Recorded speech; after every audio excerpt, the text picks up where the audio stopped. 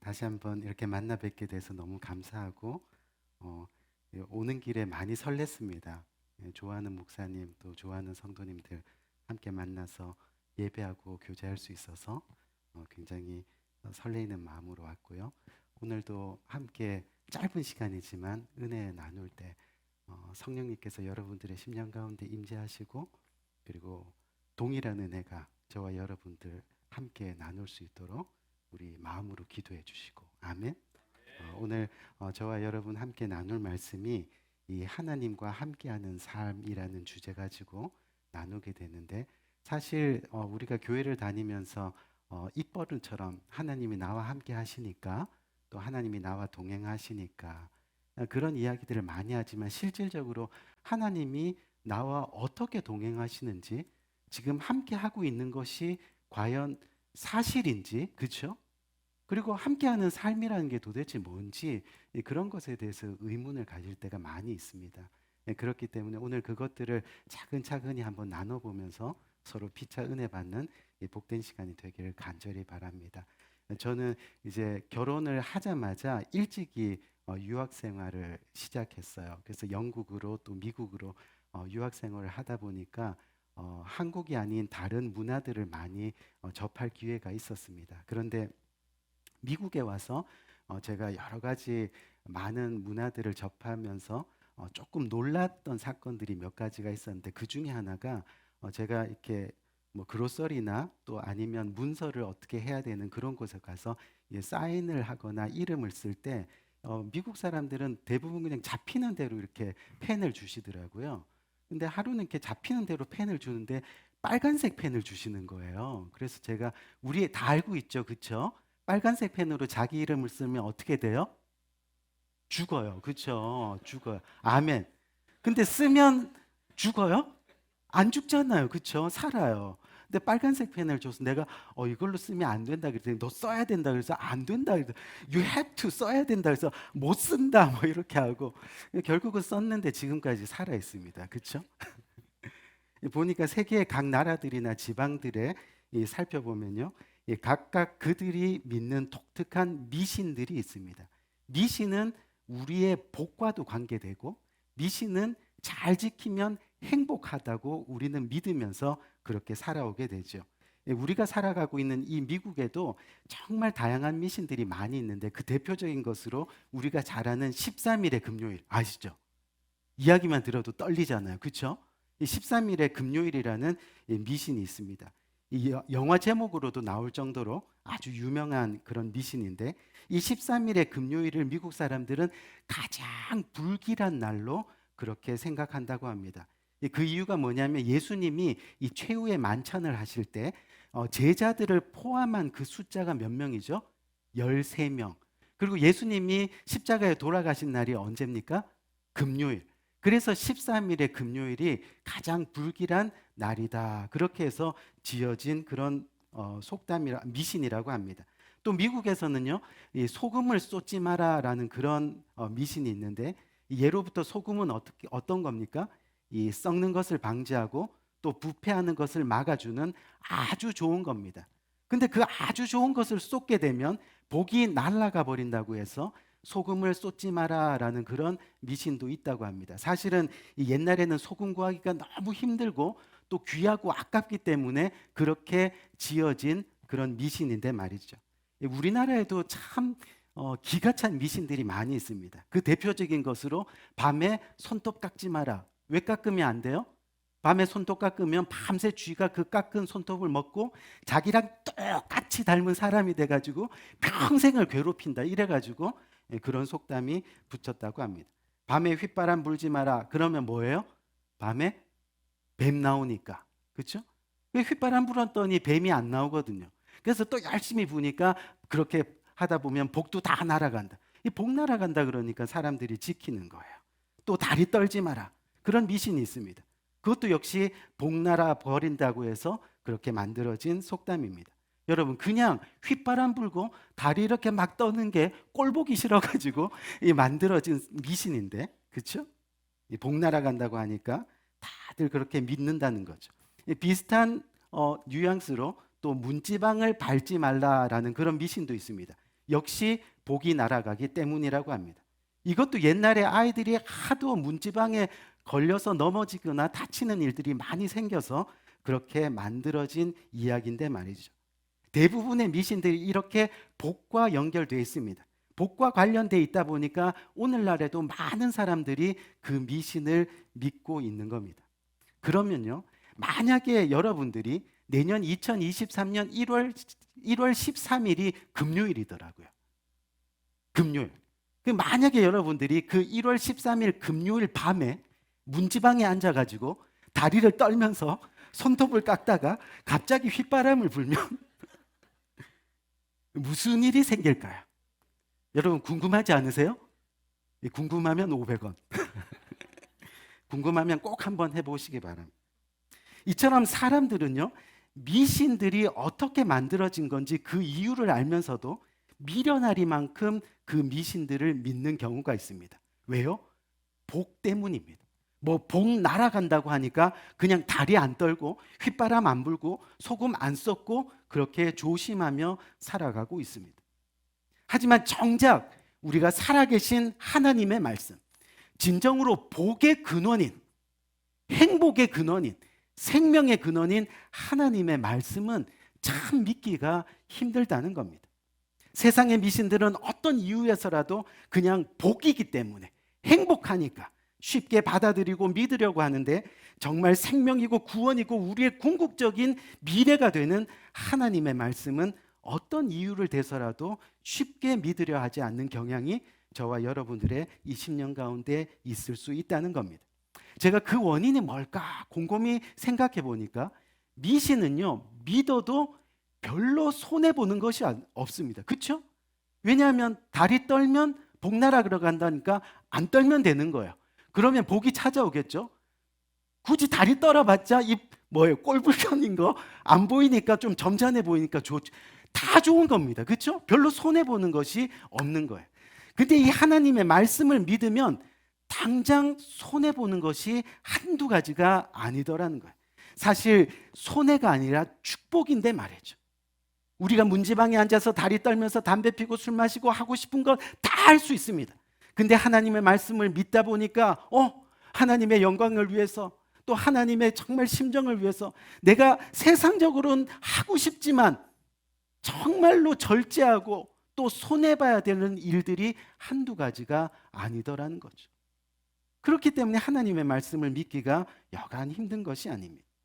그래서 세상의 모든 사람들이 바라는 것 중에 하나가 미신처럼 하고 싶은 대로 하면서 살아가는 것.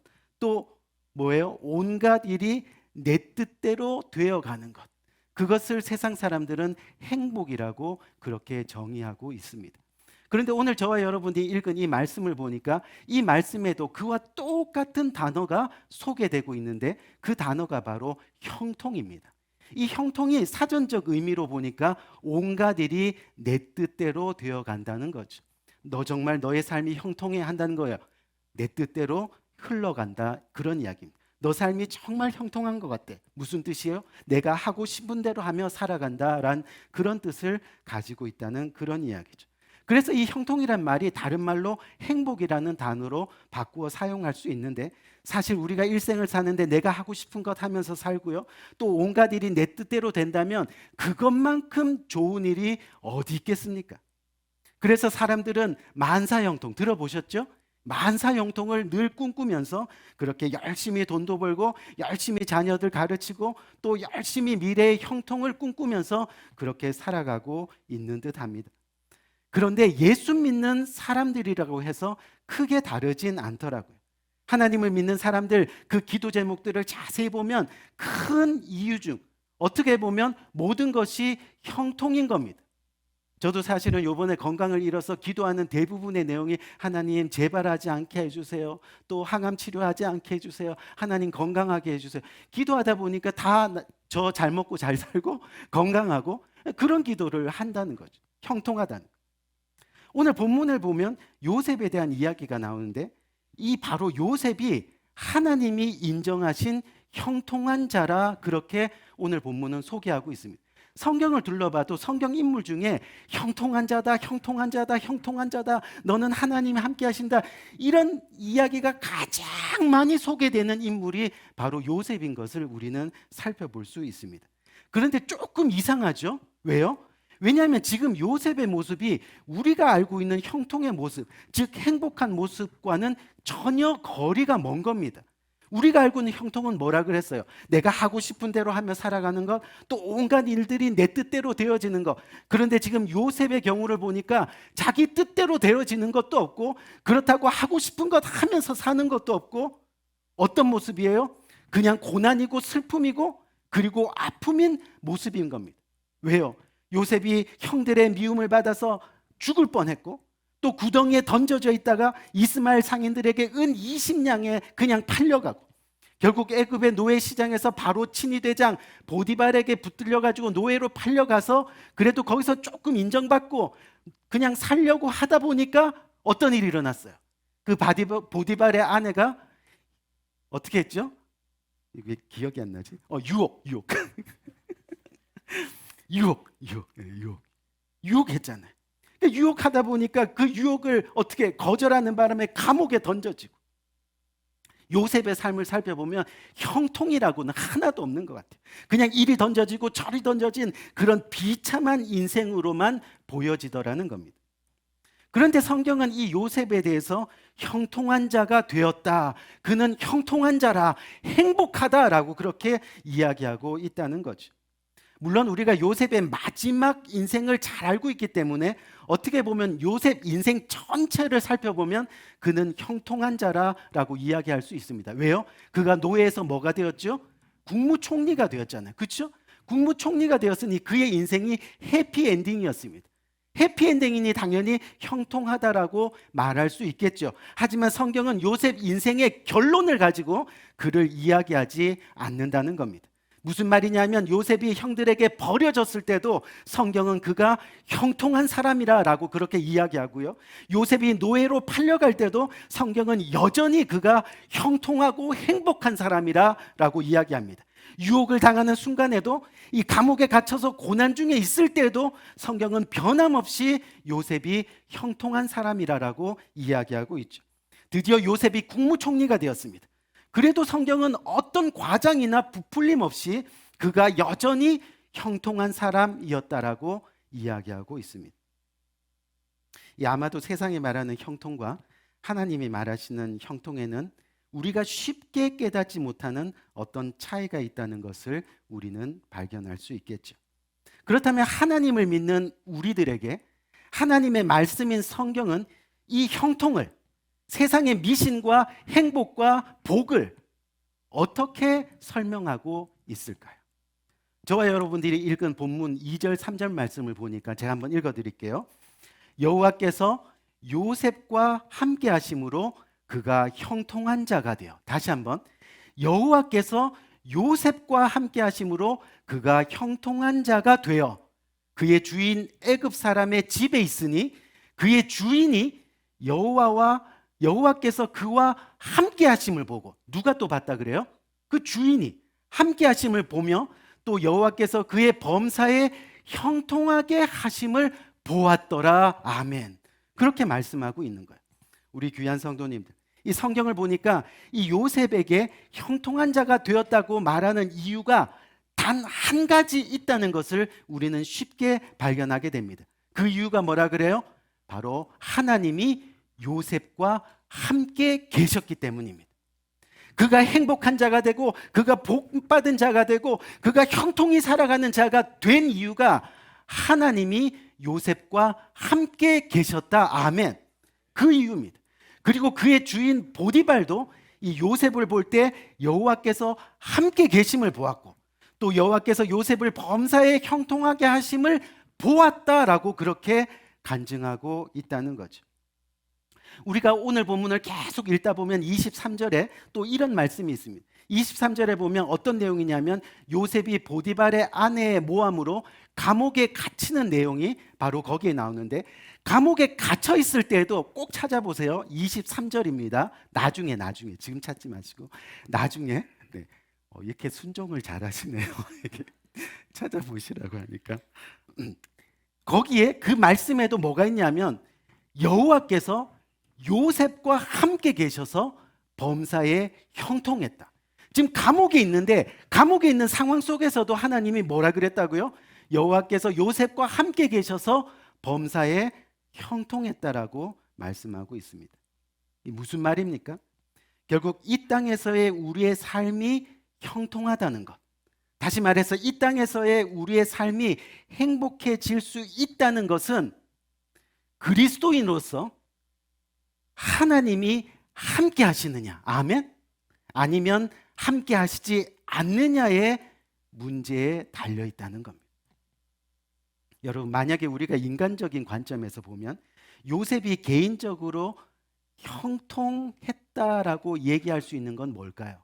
솔직히 이야기하면 아마도 요셉의 삶이 형통했다 얘기하면 형들에게 미움을 안 받고 여전히 예쁨을 받고 또 늘 아빠의 어때요? 사랑을 받으면서 때때옷, 뭐 색동옷 딱 입으면서 그렇게 곱게 자라는 모습. 아마 그런 모습들이 형통한 모습이라고 생각할 수도 있겠습니다. 근데 어떻게 보면 요셉의 삶은 행복과는 거리가 먼 삶인 겁니다. 도무지 형통은 찾아보기 힘든 삶입니다. 어떻게 그렇게 고난이고 아픔일 수 있을까? 그렇게 자신의 의지와는 상관없이요, 이 요셉의 삶은 점점 더 고난 속에 빠져가는 그런 모습이었다는 거죠. 그런데도 성경은 계속해서 요셉을 형통한 사람이었다, 형통한 사람이었다. 무슨 이야기예요? 바로 요셉이 어떠한 환경과 어떠한 상황과 어떠한 처지에 있다 하더라도 하나님이 그와 함께 하셨다는 것. 하나님이 그와 함께 하셨다. 비록 내가 가난해도 또는 부자여도 내가 건강해도 병들어도 배고파도 배불러도 좋은 것 얻어도 또는 얻지 못해도 하나님이 함께 하시니까 괜찮다는 거예요. 내가 때로는 푸른 초장과 쉴만한 물가로 간다 할지라도 때로는 음침한 골짜기 죽음의 골짜기를 다닌다 할지라도 괜찮은 거예요. 하나님이 함께 하시니까 나는 형통한 사람이 됐다. 내가 잘 살고 건강하고 또 뭐죠? 뭐 성공하고 이것이 형통이 아니라 어떤 상황 속에서도 하나님이 함께 하시니까, 나의 가는 길에 하나님이 함께 하시니까 그저 하나님의 뜻이 나의 삶에서 이루어지면 되는 겁니다. 그 모든 것이 하나님의 주권입니다. 하나님의 소유입니다. 하나님이 하시는 겁니다. 그것을 믿는 것이 형통입니다. 예수님도 그랬잖아요. 예수님도 십자가 전에 기도하실 때 뭐라 그랬어요? 내 뜻대로 마옵시고 누구 뜻대로? 아버지 뜻대로 하옵소서. 우리가 늘 고백하는 주기도문에도 어때요? 하늘에서 뜻이 이루어진 것까지 어디서요? 땅에서도 이루어지리다. 그것이 바로 형통입니다. 형통. 여러분들이 뭐 동의 안 하셔도 좋겠지만 여러분들이 저를 딱 보면 어떤 단어가 떠오르십니까? 조금 귀티나 보이지 않으세요? 귀티. 뭐 조금 하지만 오늘 참 감사한 게 저를 보고 인사하시면서 대가리 목사님 오셨다 이렇게 안 하셔서 얼마나 감사한지 몰라요. 저를 딱 보면 이렇게 좀 귀티나 보이잖아요. 동의를 안 하시는 것 같은데 제가 어린 시절에 기억하는 모습은 보니까요, 저희 집에 제가 어린 시절에는 자가용이 되게 귀했는데 저희 집에는 평균 자가용이 한 4대 정도 있었던 것 같아요, 그 어린 시절에. 그리고 제가 기억하기로는 기사 아저씨도 있었고, 그 다음에 저희 집에 가정부로 일하시는, 요새는 가사도우미라 그러시더라고요. 가사도우미로 일하시는 분들이 저희 집에 이렇게 주무시면서 아예 이 상주에서 일하시는 분들이 한 평균 한 2분 정도 계시고, 보통 이렇게 얘기하면 생긴 건 안 그런데요. 뭐 그렇게 조금 부유하게 자란 걸로 기억합니다. 근데 제가 그 초등학교 때 어느 날 자꾸 국민학교가 나오네요. 이 초등학교 때 이제 학교에 갔다가 집에 딱 왔는데 뭐 사방에 막 빨간 딱지가 붙어 있는 거예요. 그래서 제가 그때는 어리니까 몰랐죠. 어머니 이게 뭐냐 그랬더니 이 빨간 딱지가 붙은 건 이제 더 이상 내 것이 아니라는 뜻이에요. 이거 틀림없이 어제까지만 해도 내 거였는데 왜 내 것이 아닙니까? 그랬더니 어쨌든 빨간 딱지가 붙어 있으면 다 내 것이 아니라는 거예요. 좀 있다가 문에도 빨간 딱지가 붙었어요. 집도 쫓겨나야 된다는 거예요. 이 부도가 나면서 뭐 사업이 많이 그렇게 됐나 봐요. 어릴 적이라 잘 몰랐는데. 그래서 온 식구가 다 집 밖에 쫓겨나 가지고요. 그냥 맨바닥에다가 돗자리 깔고 하늘을 지붕 삼아서 그렇게 지내야만 했어요. 이슬 뭐 내리고 하는데 제가 그래도 막내다 보니까 어머니가 저 추울까 봐 저를 이렇게 꼭 껴안으시고 밤에 한숨도 주무시지 아니하고 그 체온으로 저를 이렇게 안아주시는데, 안아주시면서 본인도 추우니까 이제 기도하시는 거예요. 하나님 감사합니다. 하나님 감사합니다. 제가 잠들면서 그 어머니의 기도를 듣는데 그 기도의 처음과 끝이 다 감사한 거예요. 하나님 감사합니다. 생각해 보니까 그게 뭐가 감사해요? 다 쫓겨나가지고 지금 길거리에 나 앉아서 먹을 것도 없이 내일을 알지 못하는 그런 인생인데 뭐가 감사한 거예요? 뭐가? 그래도 하나님이 함께 계시니 감사합니다. 하나님이 나의 주인이시니 감사합니다. 감사합니다. 감사합니다. 감사를 고백하시더라. 나중에 깨달은 일이지만요. 이야, 행복한 것, 형통한 것, 세상의 기준이 아닌 하나님의 기준으로 볼 때는 하나님이 그냥 나와 함께 하시면 되는 겁니다. 아멘. 하나님이 나와 함께 하시면 나는 행복합니다. 나는 형통합니다.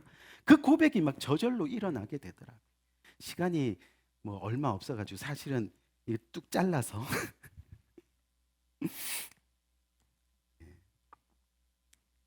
지금 할까 말까 고민하고 있는데 그래서 어떻게 해가지고요 저희가 지하 단칸방을 하나 얻었어요. 지하 단칸방을 얻었는데 그곳이 정말 살아가는 동안 축제였습니다.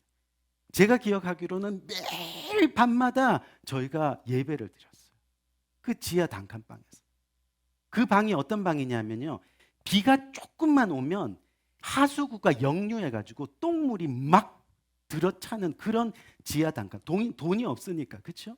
그런 방을 얻어서 온 식구가 살아가는데, 근데 그곳이 막 잔치였어요. 잔치. 늘 기도하고 늘 예배하고. 제가 학교에 있다가 비만 오면요 손을 들어서 선생님 그래 가. 선생님은 이미 아시거든. 하수구 똥물이 지금 차고 있구나. 빨리 가라. 막 뛰어가가지고 그 똥물을 이렇게 하다 보면 형제들이 다 와 있어요. 너 왔니? 뭐 냄새도 나니까 이 주머니에서 푸시락푸시락하면서 형이 사탕 하나 까주면서 야 이거 사탕 물고 일하면 냄새도 없고 아주 행복해. 사탕 하나가 얼마나 그렇게 행복한지 몰라요. 사탕 물면서 똥물 푸고 행복하고 하나님 찬양하고 감사하고. 이 결국 형통한 자라는 건 뭐냐면요, 정말 그를 통해서 하나님의 뜻이 이루어지는 사람입니다. 아멘. 형통한 자라는 것은 나를 통해서 하나님의 뜻을 또한 이루어가는 사람이 되는 거예요. 기쁠 때나 슬플 때나 언제나 하나님의 영광이 내 삶 가운데서 드러나는. 결국 요셉이 형통한 자가 되었다는 것은 뭐냐면요, 비록 그의 삶이 고난의 연속이었다 하더라도 자신을 통해 하나님의 뜻이 이루어지기를 날마다 간절히 사모했던 겁니다. 성경의 곳곳에 보면 하나님이 하셨습니다. 하나님이 평안의 말로 여러분들을 권면하실 겁니다. 하나님이 여러분들을 인도하실 겁니다. 그러다 보니 어때요? 어떤 힘든 현실이 몰려온다 하더라도 하나님이 함께 하시니 좌절하지 않습니다. 하나님 앞에서 믿음을 지켜나갑니다. 현실을 당당히 살아갑니다. 어떻게요? 구덩이에 빠졌어도, 노예로 팔렸어도, 감옥에 갇혔어도, 나중에 국무총리가 되었어도 겸손히 변함없이 하나님이 함께 하시는 삶에 그렇게 나아가는 거죠. 하나님이 함께 하시는 삶은 날마다 그렇게 사모함이 있고 기도가 있고 감사함이 흘러 넘치더라는 거예요. 어떤 상황 속에서도 이 평안이 그 삶을 붙들고 있더라는 거죠. 결국 예수님을 믿는 우리들에게 형통이라는 것은요, 그냥 막혔던 문제들이 잘 풀리고 또 현실의 환경이 또 상황들이 우리가 원하는 방향대로 막 잘 흘러가고 그래서 모든 것이 잘 되고 그런 것이 아니더라는 거예요. 우리가 믿는 형통이 하나님이 함께 계시느냐, 아멘? 아니냐 하는 겁니다. 그것이 바로 형통입니다. 여러분 생각해 보면 이 요셉이 결국은 형통하게 된 것을 우리는 잘 알고 있습니다. 세상적 관점으로 봤을 때 형통했죠. 왜요? 국무총리가 되었으니까요. 하지만 이것을 영적으로 한번 해석해 봐요. 저와 여러분이 비록 이 땅에서요 정말 힘들고 어렵고 눈물 많고 고난 가운데 살아가는 삶이라 하더라도 우리 이민자 삶이 그렇지 않아요? 여기서 뭐 좋은 집 사고 좋은 차 타도 그 자체가 어때요? 가슴이 답답하잖아요. 그렇죠? 언어도 잘 안 통하죠. 문화도 틀리죠. 뭐 속 시원하게 얘기하고 싶어도 영어가 짧아가지고 뭐 좀 영작하다 보면 다 지나가죠. 힘들잖아요. 하지만 중요한 건 뭐냐면 우리가 형통한 자라는 것, 우리가 하나님과 함께하는 것은 이미 우리 인생의 결과를 알고 있기 때문입니다. 왜요? 우리들은 틀림없이 결국은 하나님의 구원의 자녀가 되고 천국의 시민이 되고 하늘의 면류관이 되는 것을 알고 있기 때문입니다. 아멘. 그래서 오늘도 우리는 힘들고 어렵지만 형통하게 살아갈 수 있는 권리가 있는 거예요. 자신 있게 살아갈 수 있는.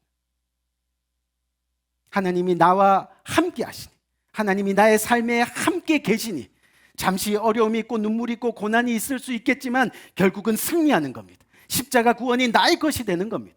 생명을 얻는 축복이 내 것이 되는 겁니다. 그런데 여기서 중요한 것 하나가 더 있습니다. 뭐냐면 그렇다면 우리가 지금 살아가면서 하나님이 함께 하시는지, 우리와 진짜 함께 하시는지 아닌지 어떻게 알 수 있을까? 우리는 늘 고백하죠. 하나님이 함께 하시니까, 하나님이 함께 계시니까, 하나님이 동행하시니까 하나님과 늘 동행하는 삶 살겠습니다 하는데 도대체 하나님이 나와 함께 하시는지 함께 동행하시는지 어떻게 알 수 있느냐는 거예요. 오늘 그것을 요셉의 삶을 통해서 배워보고자 하는 겁니다. 그 해답이 바로 요셉의 삶 가운데 있는데 그것이 뭐냐면 제가 결론적으로만 얘기할게요. 두 가지인데 많이 있어요. 성경에 보면 많이 있는데 요셉의 삶의 경우 두 가지.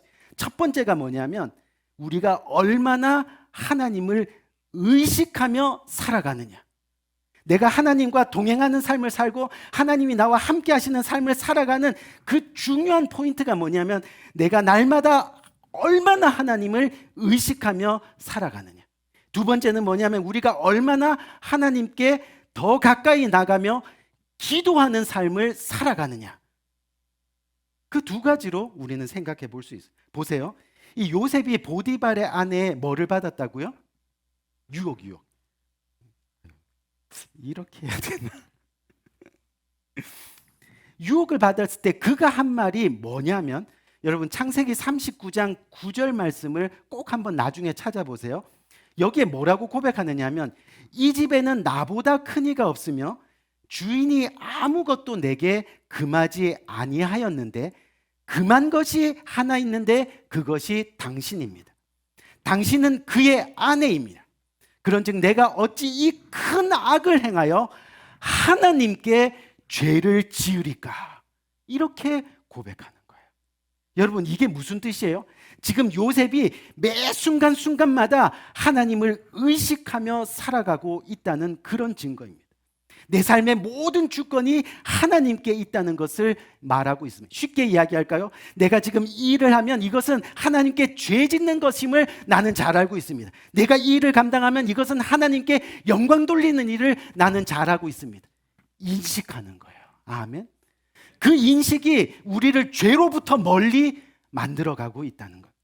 그것이 하나님과 함께 하신 죄를 싫어하시고 거짓을 싫어하신 그 하나님의 심정이 우리 안에 살아가면요, 우리가 그 주님을 인식하게 되면 우리가 죄로부터 멀어지는 삶을 살아가게 되는 거죠.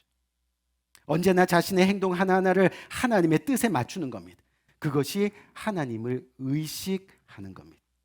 하나님이 지금 나를 지켜보고 계신다. 하나님이 나의 삶을 주관하고 계신다. 그래서 죄를 멀리해야 된다. 죄를 지어서는 안 된다 하는 그 의식이 바로 하나님이 함께 하시는 겁니다. 또한 그것이 형통의 길, 아멘? 형통의 길, 구원의 길이라고 성경은 말씀하고 있는 거죠. 또 이 요셉은 주님 앞에 간구하고 사모하는 사람. 이 간구와 사모의 대표적인 인물이 구약에 또 한 사람 나오는데 그 사람이 바로 유명한 다니엘. 들어보셨죠? 그렇죠? 안 들어보신 분 한번 손 들어보세요. 이 다니엘을 한번 기억해 보세요. 이 다니엘이 30일 동안 왕 이외의 다른 신에게 기도를 하면 어떻게 됐습니까? 사자굴에 던져지게 됐습니다.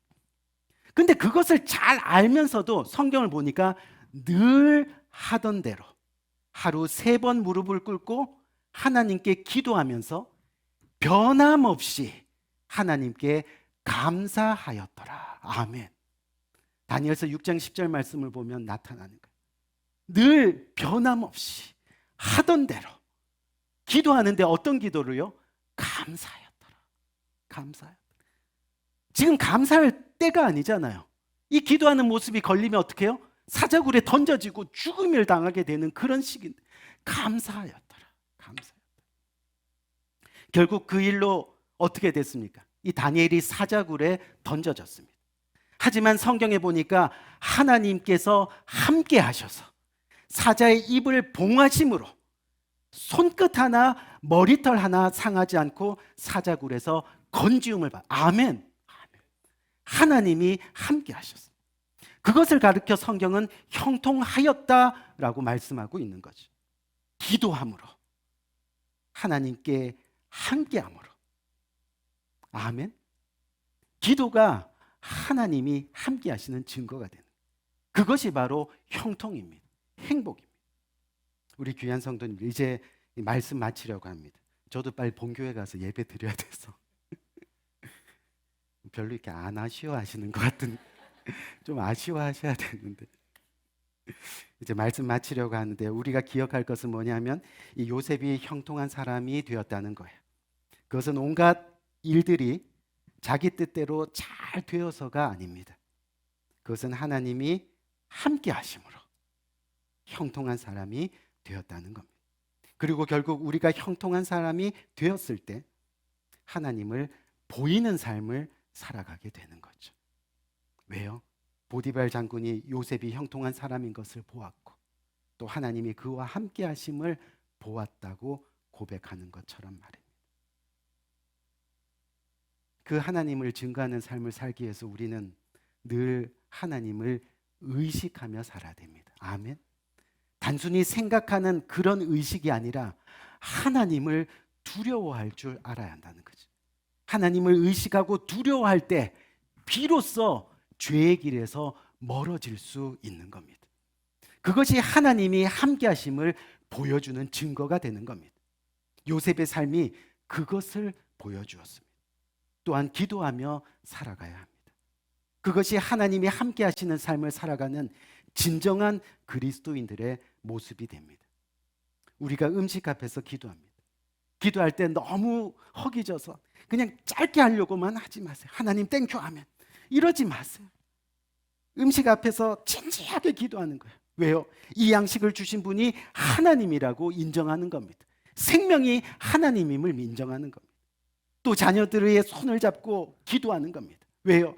이 자녀들의 앞길에 하나님이 주인 되심을 인정하는 겁니다. 아멘. 또 비즈니스를 위해서 기도합니다. 모든 축복이 하나님의 주권이라는 것을 인정하는 겁니다. 가정을 위해서 기도합니다. 교회를 위해서 기도합니다. 교육자들을 위해서 기도합니다. 또 각 지체들을 위해서 기도합니다. 그렇죠? 아까 보니까 가지 들고 가서 기도하고 나와 함께 영적인 생명길을 가는 내 교회가 있고 내 지체들이 있고 내 이웃이 있는데 기도하는 겁니다.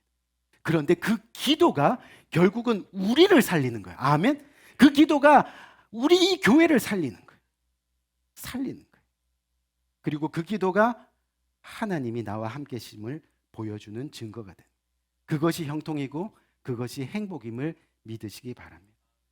그것을 믿고 붙들어 나갈 때 하나님께서는 우리들에게 평안의 평안을 주시고 기쁜 마음과 즐거운 마음으로 우리를 어떤 상황 속에서도 이끌어 가시는 하나님임을 저는 믿습니다. 우리가 잘 아는 빌립보서 4장 6절에서 7절 말씀만 한번 여러분들에게 소개하고 정말 마치려고 하는데요. 우리가 잘 아는 말씀이죠. 아무것도 염려하지 말고 다만 모든 일에 기도와 간구로 너희 구할 것을 감사함으로 하나님께 아뢰라. 그리하면 모든 지각에 뛰어난 하나님의 평강이 그리스도 예수 안에서 너의 마음과 너의 생각을 지키시리라. 어떠한 상황 속에서도 염려하지 말고 다만 모든 일을 기도와 간구로 너희 구할 것을 감사함으로 아뢰을 때 하나님께서 모든 지각에 뛰어난 그 하나님이 우리에게 뭘 주신다고요? 평강의 평강으로, 평안으로 인도하셔서 우리의 마음과 우리의 생각을 지키시리라. 주님을 믿는 사람은 그래서 형통한 사람입니다. 주님을 믿는 사람은 그래서 행복한 사람입니다. 왜요? 주님이 우리의 생각과 우리의 마음을 지키시니까요. 뭘로요? 평안으로, 평강으로요. 하나님은 여러분들과 함께 계십니다. 하나님을 의식하며 죄로부터 멀어진 삶을 그렇게 살아가시길 바랍니다. 하나님이 여러분들과 오늘도 함께 계십니다. 그렇기 때문에 기도로 간구하며 감사함으로 주님의 증거를 보이는 삶을 살아가시기를 간절히 권면드립니다. 그러면 여러분은 형통한 사람이 되는 겁니다. 하나님을 증거하고 하나님을 보이고 하나님을 나타내는 그런 믿음의 사람이 되는 겁니다. 우리 바라기는 부디 언제 만날지 모르지만 다시 만날 때 여러분들의 얼굴에 평안이 또 귀티가 아멘 가득 넘치기를, 그래서 하나님의 뜻을 이루는 형통한 자들로 그렇게 살아가는 모습을 다시 볼 수 있기를 주님의 이름으로 간절히 축원드립니다. 우리 한번 기도할까요? 간절한 마음으로. 우리 사랑하는 성도님들, 오늘 이 말씀을 굳게 붙들고 한번 주님 앞에 나아갑니다. 주님께서 우리와 함께 계십니다. 주님을 구주로 고백하는 순간 주님의 십자가 보혈의 피가 우리의 죄를 덮고 우리는 그렇게 주님과 동행하며 살아가는 정말 살아있는 자가 되었던 겁니다. 그런데 하나님을 의식하며 살아가십니까? 매 순간 하나님을 찾고 구하는 기도의 삶을 살아가십니까? 그렇지 못하다면 오늘 이 시간 하나님 앞에 고개 숙여 회개하며 나가는 복된 이 시간이 되길 원합니다. 하나님을 의식하며 살아가는 겁니다. 그래서 죄로부터 멀어지는 삶을 살아갑니다. 하나님께 더 가까이 나아갑니다. 기도하는 삶을 살아갑니다. 하나님, 나 같은 죄인 살리신 주님의 은혜가 너무 커서 오늘도 주님만을 붙듭니다. 주님 앞에 나갑니다. 기도합니다. 주님과 동행합니다. 주님이 함께 계시니 나는 형통한 자가 되었습니다. 나는 행복하다라고 고백할 수 있습니다. 오늘 굳게 이 말씀 들고 간절한 마음으로 주님 앞에 회개하는 심정으로 나가는 복된 이 시간 되길 원해 기도하겠습니다. 조신 아버지 하나님 은혜와 사랑을 참으로 감사합니다. 하나님 앞에 감사할 수 있는 것은 우리 하나님이 나와 함께 계시기 때문입니다. 환경과 상황이 중요한 것이 아니라 우리 하나님이 함께 하시느냐 하시지 않느냐가 우리의 인생의 가장 중요한 것임을 알고, 고난 중에도 우리는 주님이 함께 계시기 때문에, 가난 중에도 우리 주님이 함께 계시기 때문에 우리는 여전히 부유한 자입니다. 우리는 하나님만 있으면 됩니다. 정말 하나님께서 우리의 인생을 하나님의 그 선하신 말씀으로 이끌어가고 계십니다. 우리의 삶을 결국에는 가장 복된 인생들로 하나님 지금 이끌어가고 계시는 것을 우리는 모두가 알기 때문에 하나님 앞에 감사할 수가 있습니다. 지금까지 내가 없는 것 가지고 하나님 앞에 감사하지 못했던 것 하나님 용서하여 주시옵소서. 하나님, 고난 중에 하나님을 바라보지 못하고 내게 없는 것을 보면서 감사하지 못했던 나의 모습을 주님 용서하여 주시옵시고, 이제는 하나님이 나와 함께 계심에 그것 하나로 감사하며 만족하는 인생 될 수 있도록 주님 함께하여 주시옵소서. 예수님의 이름으로 기도하옵나이다. 우리 말씀 생각하시면서 우리 이 찬양 하나님 앞에 올려드립니다. 은혜 아니면 살아갈 수가 없습니다. 내 모든 고난과 어려움 중에도 주님이 나와 함께 계시기 때문에 우리가 살아갈 수 있음을 함께 고백하면서 이 찬양 올려드리겠습니다.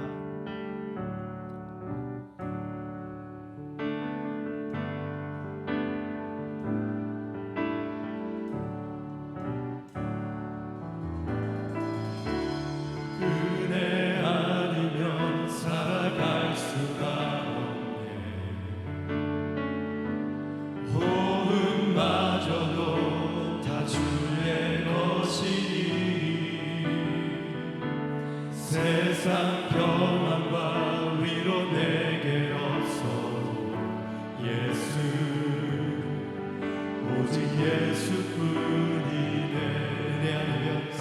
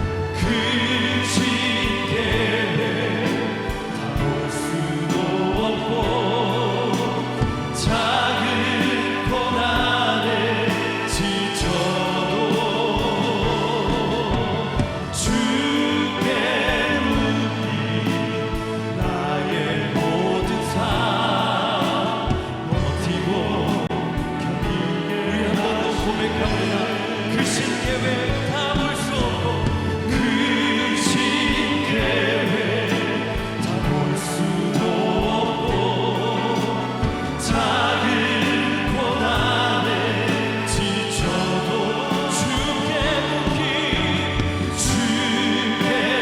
묻기 나의 모든 삶 버티고 기게 하시네.